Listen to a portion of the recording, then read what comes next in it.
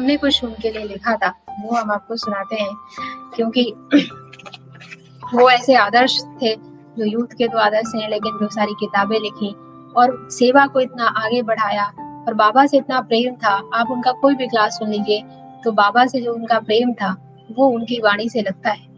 और जो समर्पण भाव था, आप देखिए जब वो आए थे तो वो कह रहे थे कि मैं 24-25 साल का था, तो मैंने इसका IAS के लिए उन्होंने कहा कि मैंने वो ले रखा था, एडमिशन ले रखा था कि उसकी ट्रेनिंग करूंगा। टीचर ट्रेनिंग कॉलेज की ट्रेनिंग कर रहे थे और MA की भी तैयारी कोई और सब्जेक्ट से कर रहे थे और कहा कि मैं तलवारबाजी भी सीख रहा था, मैं जिम्नास्ट भी सीख रहा था, मैं दुनिया के और भी जितने शास्त्र हैं, वेद उपनिषद भी सीख रहा था कि ये भी कर लूं, ये भी कर लूं, ये भी कर लूं। कहा कि बहुत ऐसा था कि ये, लेकिन मैंने जब देखा ये ज्ञान मिला तो हमने सोचा कि पढ़ाई सबसे अच्छी तो यही है और कमाई सबसे ज्यादा तो इसमें है और टीचर तो सबसे अच्छा यही बनना है कि दुनिया को हम क्या बताएंगे।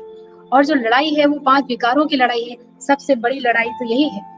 और जैसे व्यक्ति को रहता है ना मैं कुछ बड़ा बनूं, तो बड़ा तो सबसे इसी में बन सकते हैं, क्योंकि भगवान आकर हमें सारे विश्व की बादशाही के मालिक बनाते हैं, तो इससे बड़ा क्या है।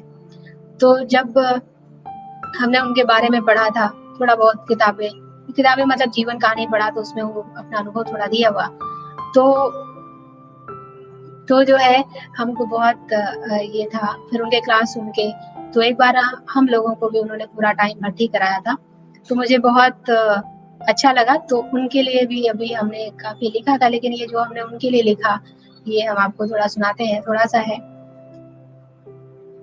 अपनी रचना के पतन एवं उनके आह्वान को देखकर जगत नियंता फिर से जब नवनिर्माण के लिए धरा पर अवतरित होते हैं, पर अपनी बात बताने एवं समझाने के लिए ज्ञान सागर को ब्रह्मा तक का आधार लेना पड़ता है। जिस प्रकार भगवान को अपना ज्ञान प्रकट करने के लिए हमारे व उसके बीच में ब्रह्मा माध्यम बनता है, इसी प्रकार भगवान के गुह्य ज्ञान को जग के सामने रखने के लिए कोई ऐसा माध्यम चाहिए जो उस ज्ञान को ऐसे ढंग से समझा सके जो भगवान जनमानस को समझाना चाह रहे हों और जग वाले भी उस गहन ज्ञान को सहज व सरल रीत से समझ सके व वो अनमोल ज्ञान उनके फायदे का लगे।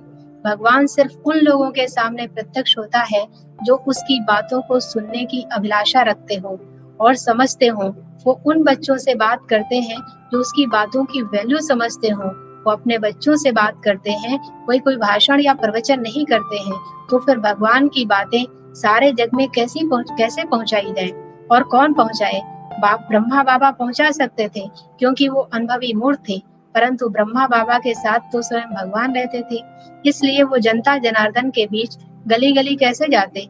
इसलिए ऐसा कोई बुद्धिमान व समर्पण व्यक्ति हो जो पहले से वो खुद भगवान की बात को अच्छी रीति समझे, फिर बिना कोई मान सम्मान अभिमान के वो भगवान की बातें सबके सामने स्पष्ट रूप से रखने का भाव एवं हिम्मत रखे। क्योंकि जो मान्यताएं 2500 वर्ष से चली आ रही थी उसके जरा भी विपरीत बात जनमानस में रखना और जिन मान्यताओं का संबंध भावना से जुड़ा हो उनको तोड़कर नई मान्यताओं के प्रति भावना बैठाना जिनका कोई प्रैक्टिकल प्रूफ न हो। विज्ञान की नई बातों को कहने में व्यक्ति एक बार फिर भी नहीं डरता, क्योंकि वो तो स्थूल चीजों की बातें होती हैं जो किसी न किसी यंत्र के माध्यम से देखी जा सकती है। पर आत्मा परमात्मा तो अदृश्य सत्ताएं हैं, उसकी बातों को स्पष्ट करना थोड़ा मुश्किल तो होगा ही, और बात जहाँ श्रद्धा विश्वास की हो तो निश्चित ही अपोजिशन का सामना करना होगा। इसलिए भगवान को एक ऐसे शख्स की जरूरत थी जो बुद्धिमान के साथ साथ भावना प्रधान भी हो, समझदार होने के साथ साथ सहनशील भी हो, निर्भय होने के साथ साथ निर्दोष भी हो, अनुभवी मूर्त होने के साथ साथ निर्माणचित भी हो, सत्यता के साथ साथ सभ्यता का धनी हो, आध्यात्म के साथ विज्ञान का भी अच्छा ज्ञान रखता हो अर्थात समझ रखता हो, अंधश्रद्धा वाला न हो, भक्ति के साथ साथ आधुनिकता की भी समझ हो अर्थात दुनिया की भी सत्य समझ हो अर्थात दुनिया का भी ज्ञान हो। परीक्षाओं का सागर अगर समुद्र भी पार करना पड़े तो भी दिल शिकस्ती का दिल न हो। रहम दिल के साथ उदार एवं दातापन का भाव सदा रहे। बार बार असफलताओं के तिमिर में भी आंखों में अंतिम सफलता की चमक सदा रोशन रहे। अपमानों का दंश बार बार झेलने के बाद भी जिसमें उत्साह का सागर सदा लहराता रहे। भगवान में संपूर्ण निश्चय हो, सारी दुनिया एक तरफ क्यों न हो जाए, और भगवान की बात पर अटल विश्वास, किसी भी प्रकार का जरा भी संशय न हो। बाहर से कितना भी नुकसान का रूप हो, पर भगवान की मत पर अचल अड़ोर अविनाशी निश्चय निर्मल वृत्ति के साथ साथ निश्चलता की दृष्टि हो, विद्वता की शख्सियत के साथ विनम्रता की प्रतिमूर्ति भी हो। भगवान की जिन बातों को समाज के सामने रखने जा रहा हो, पहले उनका प्रारूप हो, तब वह बातें लोगों के जेहन में उतर पाएंगी। ये बातें कौन कह रहा है? लोगों का ध्यान परमात्मा की ओर न जाकर लिखने वाले की ओर ही जाएगा। इसलिए उनके अंदर वो चीज होनी चाहिए, उसके अंदर वो चीज होनी चाहिए। बाद में लोग समझेंगे कि ये बात किसी मनुष्य की नहीं हो सकती, लेकिन पहले तो जो सामने है उसी पर ध्यान जाएगा। ऐसी आत्मा जो बेदाग हो, भगवान को पाने की ललक हो, इस दुनिया से पूरा दिल से वैराग्य हो, पुरुषार्थ की पराकाष्ठा हो, दिल की गहराई से लगन हो, निस्वार्थ भावना हो, समाज के प्रति कुछ कर गुजरने का जज्बा हो, बेजोड़ प्रतिभा का धनी हो, सेवा में पूरा समर्पण हो, वही इस कार्य में उपयुक्त हो सकता है, जिस पर भगवान को भी पूरा विश्वास हो कि हम जो भी कहेंगे उसके अनुरूप ये दिखेगा भी और खुद भी अच्छे से समझेगा और दूसरों को इसमें स्पष्ट सरल भाषा में समझा भी सकेगा। फिर भगवान के प्रति वो उतना ही ईमानदार हो, ट्रस्टीपन हो, क्योंकि ये ज्ञान जितना ऊंचा श्रेष्ठ हितकर है कि जो भी इसे सुनता और समझता है तो वो सुनाने वाले की महिमा करने लगता है। ये ज्ञान किसका है, ये बताने पर भी उसका ध्यान बहुत कम ही जाता है। ये बताने पर भी उनका ध्यान बहुत कम ही जाता है। इसलिए कई बार सुनाने वाले को भी भ्रम होने लगता है कि ये तो मेरा ही कमाल है, मैंने बड़ा अच्छा ज्ञान सुनाया, मेरी बुद्धि तो बड़ी अद्भुत है। तो सब बड़ी भावना से ज्ञान को सुनते हैं, जो सब बड़ी भावना से ज्ञान को सुनते हैं, लोगों को बहुत ही अच्छा लगता है। बिना मेहनत की महिमा अभिमान पैदा करती है, अतः उसे बिल्कुल निर्लिप्त रहना आता हो।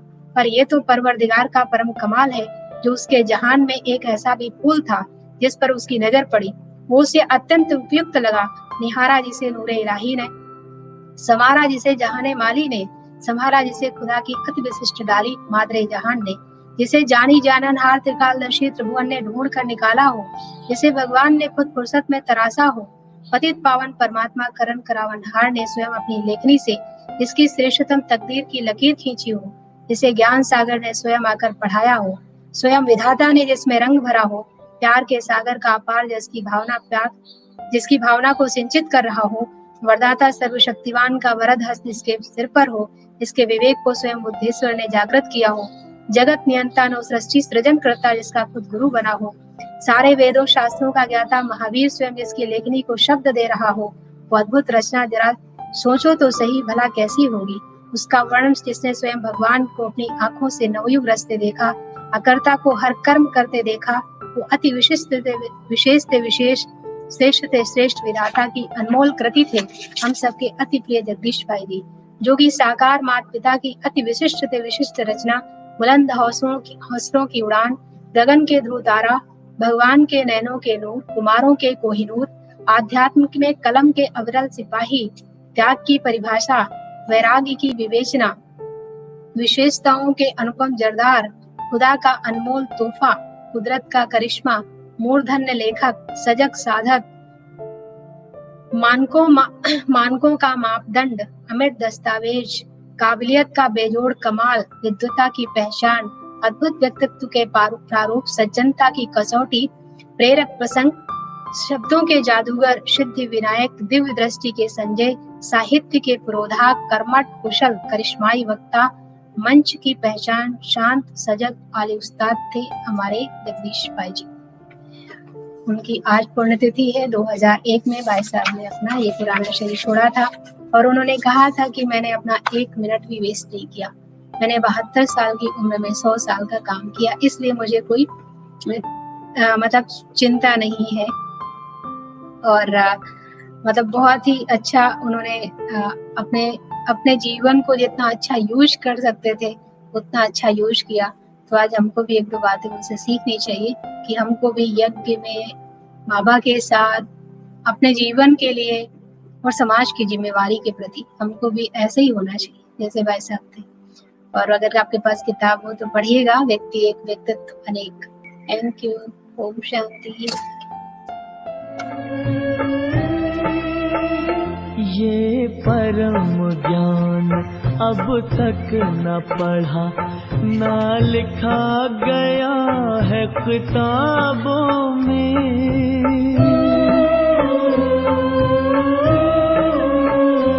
भगवान पढ़ाए सोचा ना देखा ख्वाबों में।